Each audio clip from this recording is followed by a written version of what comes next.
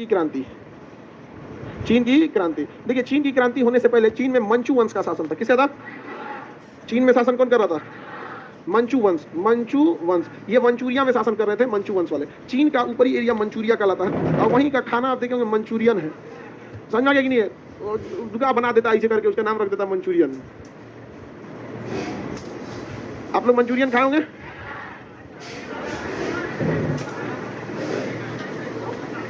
अरे जिसको तनी मनी खाना खाने की आदत है ना, वो तनी मनी खा के रह जाता है। और ठोस खाने वाला आदमी को मंचूरियन दुकान अटक जाएगा, गोली गोली 4 गोली का क्या होगा भाई? तो ये खाती होगी सब, इतनी सा खाना रहता है यहाँ पे। हम लोग का मंचूरियन में पेट भर के देखते हैं, आदमी का पेटवा घुसी आ जाता है, मत खाओ मत खाओ। तो खुदे बोलने लगता है कि कुछ हो तो हमारा कम से कम 40 को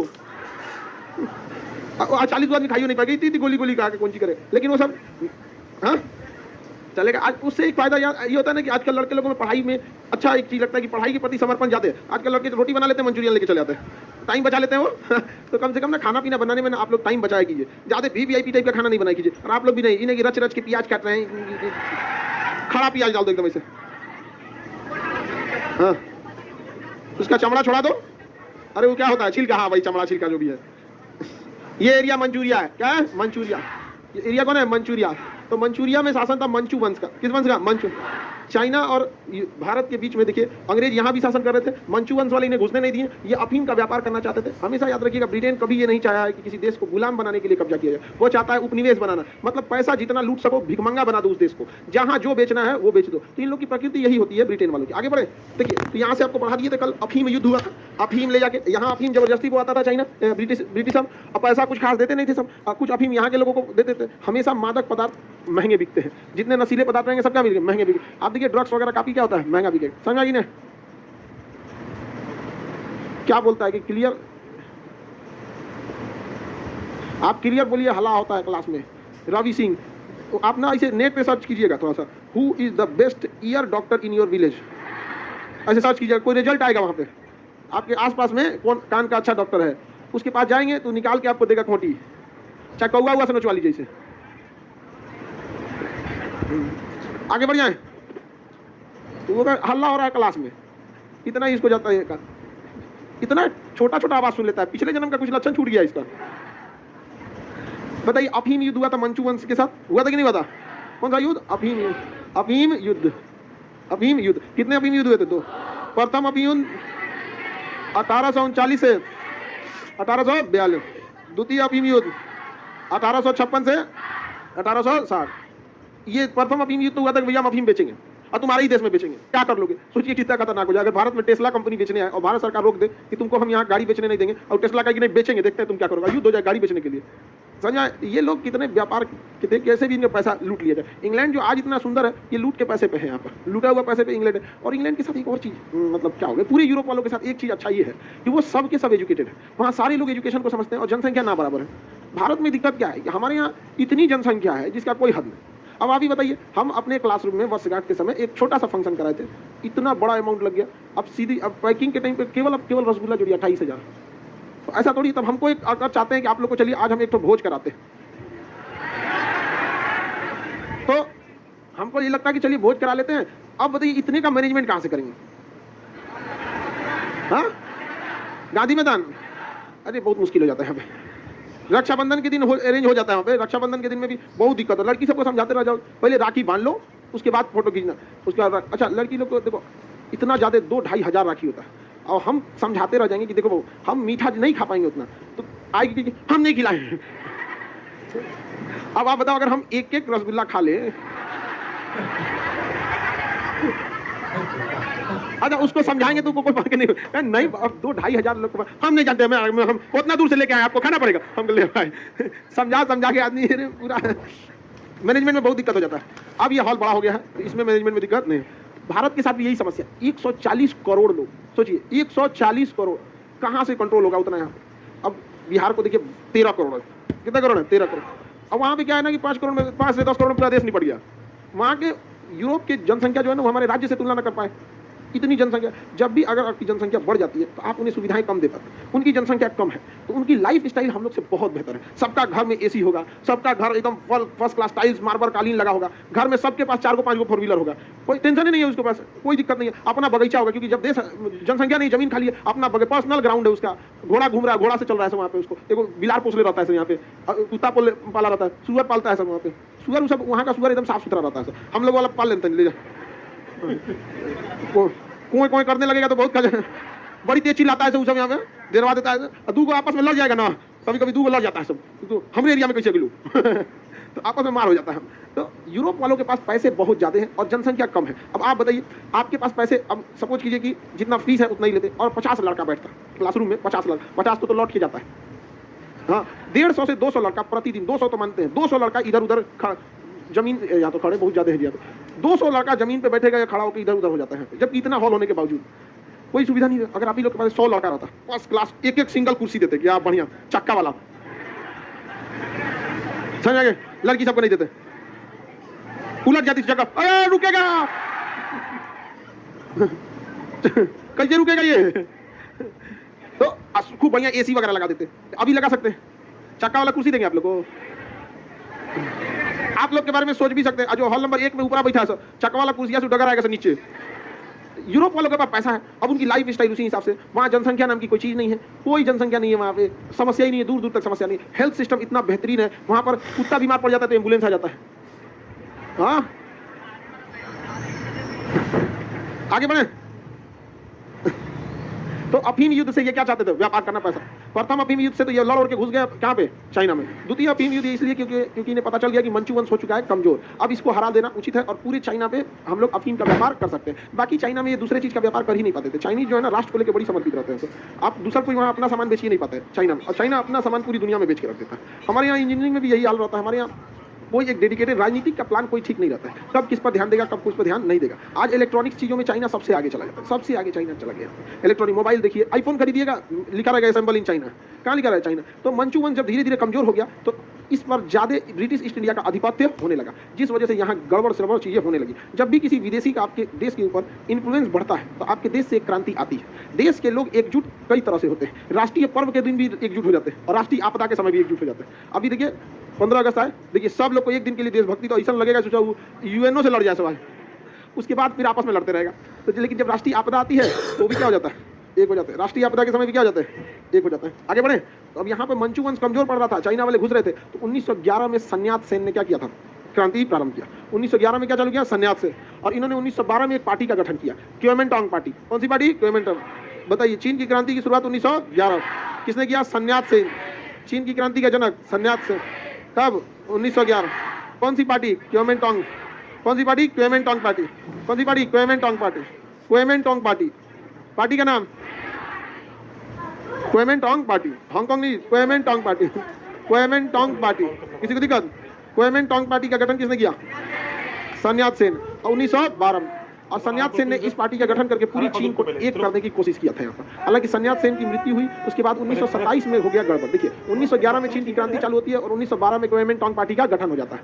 अब ये जब क्वेमेंटांग पार्टी चली रही थी कि 1927 में भारत में आता है साइमन कमीशन। 1927 में क्या आता है, भारत में साइमन कमीशन का गठन होता है और यहाँ पे 28 में साइमन कमीशन भारत में आ जाता है।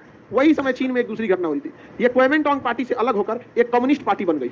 ये क्वेमेंटांग पार्टी थी, इसी में से एक पार्टी अलग हुई, कम्युनिस्ट पार्टी। कौन सी पार्टी, कम्युनिस्ट पार्टी। अब कम्युनिस्ट पार्टी का क्या कहना था, कम्युनिस्ट पार्टी का नेता था माओ त्से-तुंग। क्या नाम था, माओ त्से-तुंग। माओ बहुत खतरनाक था, वो बहुत, उसका कहना था जितने अधिक लोग रहेंगे उतने अधिक विचारधाराएं आएंगी, किसको किसको समझेंगे। शांति बंदूक की नली से निकलती, मतलब बंदूक की नली शांति निकलता है, उसका कॉल के भी क्या था कराएंगे, जहाँ क्रांति हो रही है वहाँ शांति कहाँ से निकलती, बंदूक की नली से निकलती, शांति सही में शांति हो जाती है, मार दिया किसी को तो शांति हो जाएंगे। यहाँ पे बहुत मर खाता मौत से तुम। तो चाइना में यहाँ पे 1911 में सन्यात सेन ने क्या किया, क्रांति लाए। क्या लाए, क्रांति। कौन लाए, सन्यात सेन। सन्यात सेन लाए। 1912 में क्वेमिनटांग पार्टी। कौन सी पार्टी, क्वेमिनटांग पार्टी। 1927 में इस पार्टी से अलग हो गया कौन, कम्युनिस्ट। हाँ, कम्युनिस्ट पार्टी, इसको साम्यवादी कहते हैं। कम्युनिस्ट को क्या कहते हैं, साम्यवादी। साम्यवादी, कम्युनिस्ट, निष्ठ कम्युनिस्ट पार्टी क्या हो गए, अलग हो गए। कम्युनिस्ट पार्टी जो थे वो अलग हो गए। कम्युनिस्ट पार्टी माओ से एक छोटा सा आदमी था, कोई बहुत बड़ा क्रांतिकारी नहीं था, लाइब्रेरी में किताब उताब पूछते रहता था, समझा गया। वैसे किताब उताब का काम लाइब्रेरियन का करता था। किताब कोई पढ़ के चल गया तो उसको क्या करना है। 1927 लिख दिया, 87 लिख दिया, 27 होगा, चलिए यहाँ पहले समझिए, 87 लिख दिया, 27 है, 87 लिख दिया क्या? हाँ 27 बना लीजिए, नहीं है तो क्या दिक्कत है, टाइपिंग मिस्टेक कभी कभी हो जाते हैं, इतना टाइपिंग करना है तो कुछ ना कुछ तो हो जाएगा ना। तो 1927 में क्या है, कम्युनिस्ट पार्टी। कम्युनिस्ट पार्टी जो थे उसके लीडर कौन थे, माओ। माओ ससुरा, अभी उसके चीन के नोटवा पे देखिए ना माओ का फोटो बना रहा था। माओ का क्या रहता है फोटो। माओ जो था वो नॉर्मल लाइब्रेरी में काम कर रहा था, एक दिन वो पूछते हुए उसको वो किताब हाथ लगा, कम्युनिस्ट मैनिफेस्टो। क्या नाम लगा, कम्युनिस्ट मैनिफेस्टो, कार्ल मार्क्स ने लिखा। कार्ल मार्क्स वही व्यक्ति है जिसने अपने जीवन में एक भी गोली नहीं चलाई, लेकिन उसकी लिखी पुस्तक कम्युनिस्ट मैनिफेस्टो पूरी दुनिया में गोली चला दी।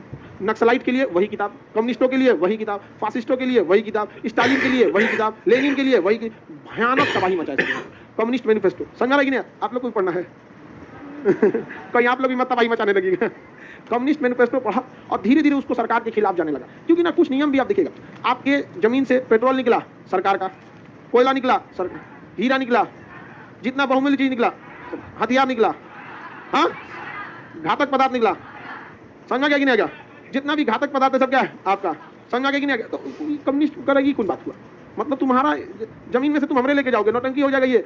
कम्युनिस्टों का यही कहना है कि सरकार को चलाने के लिए हम टैक्स देते हैं, तो हमें चलाने के लिए भी सरकार काम करे। कम्युनिस्टों की एक सिंपल सी मांग, मतलब उनका स्ट्रक्चर क्या होता है कि उनकी एक पार्टी होती है कम्युनिस्ट पार्टी, वो गांव लेवल से भर्ती होती है। चाइना में आज भी आपको राष्ट्रपति बनना है ना, राष्ट्रपति, तो पहले आपको कम्युनिस्ट पार्टी में जाना पड़ेगा और सबसे पहले आपको छोटा काम करना पड़ेगा, झाड़ू पोछा मारना पड़ेगा, फिर वहाँ कम्युनिस्ट पार्टी में अच्छा काम करिएगा तो फिर धीरे धीरे आप क्या होंगे, आगे बढ़ेंगे। समझ में नहीं आएगा, कम्युनिस्ट पार्टी में काम करने के बाद तब धीरे धीरे आपको क्या करना पड़ेगा, आगे बढ़ना पड़ेगा, फिर धीरे धीरे धीरे धीरे ऊपर बढ़िएगा, अच्छा काम कर। मोदी जी भी तो आरएसएस ऑफिस में झाड़ू मारते थे, उनका एक फोटो भी है यहाँ पे, धीरे धीरे धीरे कहाँ पड़ गया, प्रधानमंत्री।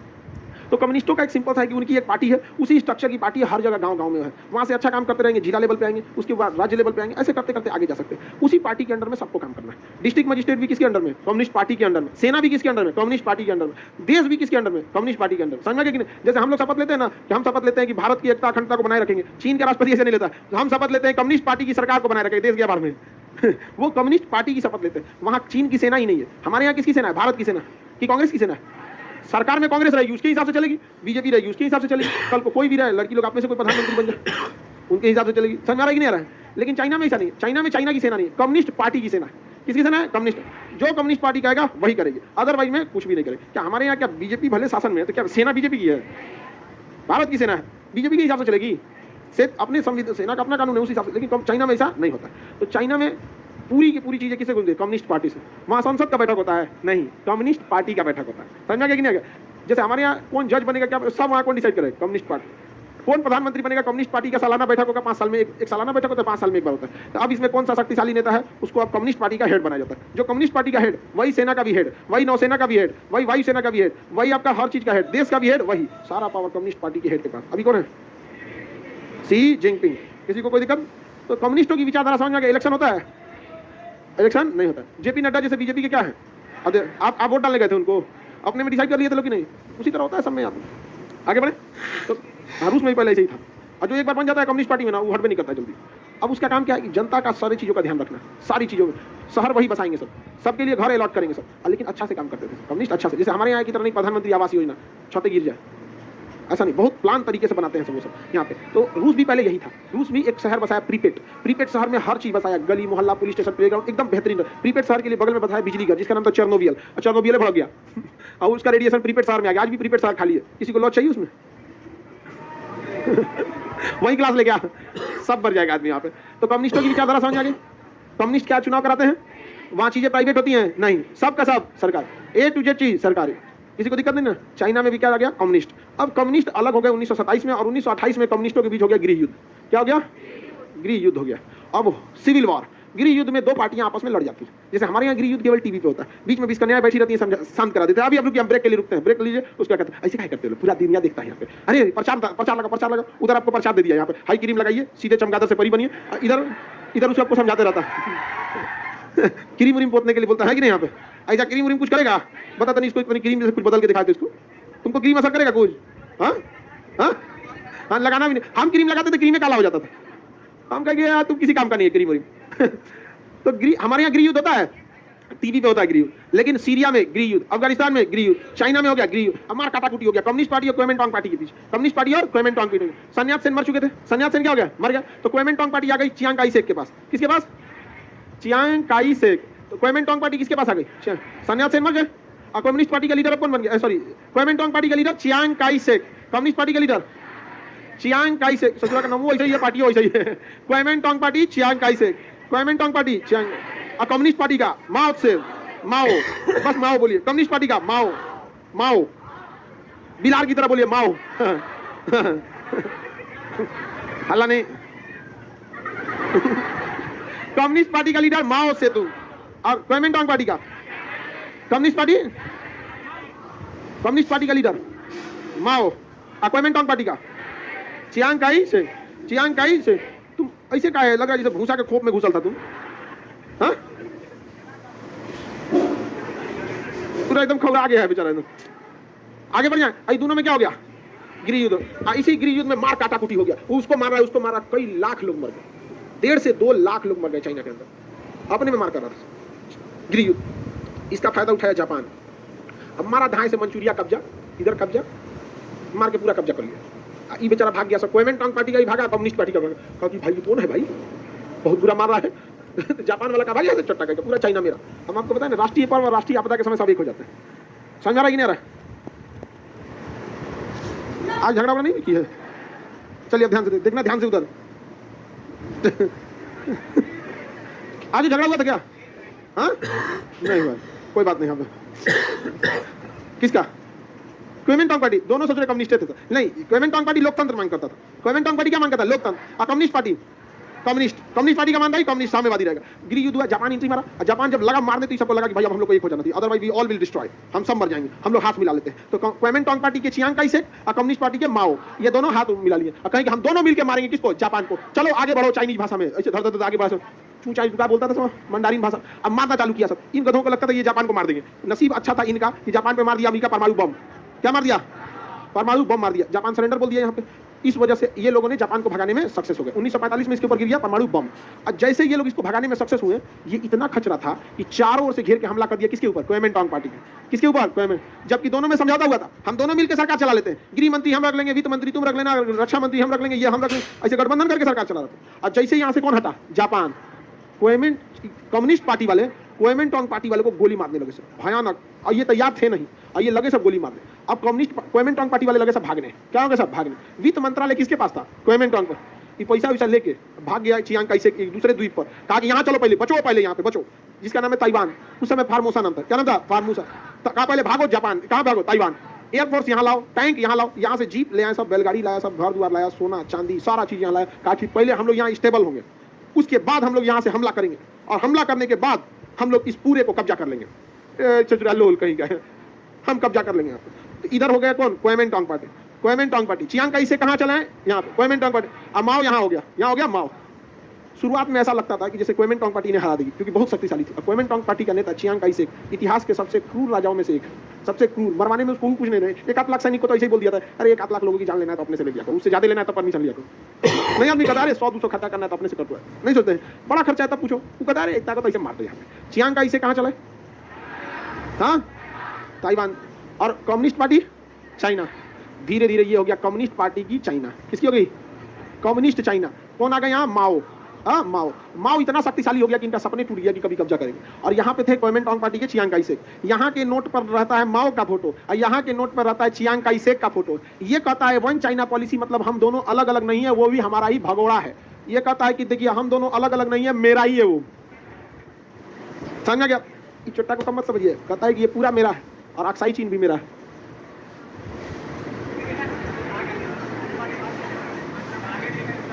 टारगेट लेकिन दोनों का क्या है, एक है, लेकिन इसकी भी मजबूरी है देश के लोगों को क्या करना, मतलब एक करके रखने के लिए बोलता है कि हम भी लेके आएंगे यहाँ पर, समझ गए। ये लोकतंत्र है, ये कम्युनिस्ट है। 1939 में ये कम्युनिस्ट बना था तो ये भाग आया कहाँ पर, यहाँ पर 49 है ना, 1949 45 में बम गिरा, 4 साल में समेट दिया इन लोग को, भाग गए वहाँ पे। अभी ये इतना डेवलप है ताइवान, पूरी दुनिया में जहाँ कहीं कोई भी मोबाइल से यूज कीजिएगा, सेमीकंडक्टर ताइवान से, ताइवान की कंपनी ही ज्यादातर मोबाइल वगैरह को बनाती है। आप जो पढ़ते हैं ना मेड इन चाइना, लेकिन ताइवान की कंपनी ही सेट की हुई है कहाँ पे, चाइना में। ताइवान को हर देश मानता है। अभी देखे होंगे चाइना को टॉर्चर करना है तो कहाँ चलिए, ताइवान पे। अभी गई थी ना अमेरिका की लोकसभा की स्पीकर नैन्सी पेलोसी, चल गई थी कहाँ पे, यहाँ पे ताइवान चली गई थी, वो हल्ला कर दिया, कहा आ गई हमारा जगह बिना हमसे पूछे यहाँ पे। ताइवान हम लोग के लिए ऐसा जगह है, भारत सरकार को युद्ध के लिए तैयार रहना, क्योंकि चाइना की एक खराबी है, चाइना के इस एरिया में इतना बड़ा पहाड़ है जिसका कोई हद नहीं, इसलिए चाइना की 99% आबादी यहाँ रहती है, 1% इधर रहती है, यहाँ आने में उसका हालत खराब हो जाएगा। इसलिए जैसे चाइना हमला करेगा ताइवान पे, तुरंत हमें हमला करना चाहिए अक्साई चीन पर। जाओ तुम एक साथ दो जगह लड़ो, हिटलर हार गया एक साथ दो जगह पे, 2 फ्रंट वार कभी सक्सेस नहीं होगा, कभी सक्सेस नहीं होगा, समझ में कि नहीं आ गया। और अमेरिका को भी बुला लिया, आपको लगेगा पाकिस्तान इधर से भी करने लगेगा हमला, ना ना ना, एक बार अमेरिका धोप देगा, पैसा ले मेरा, तो लड़ाई में पैसा की जरूरत है ऐसा कोई अमेरिका किसी का नहीं है। यहाँ गिलगिट में पाकिस्तान ने अपना एक सैन्य अड्डा भाड़े पर किसे दिया है? अमेरिका। ज्यादा पाकिस्तान उड़ेंगे ना यहाँ पे गिलगिट में, तो पाकिस्तान अमेरिका भारत से कहेगा तुम भी अपना जहाज यहीं उतार लिया। और चाइना से जब लड़ने की बात हम लोग कर सकते हैं, तो पाकिस्तान की देखी का मसाला है, उसके लिए हम ही लोग बहुत है कि नहीं, कोई दिक्कत नहीं। बड़ बड़ हाथी डूबल जाए, गधा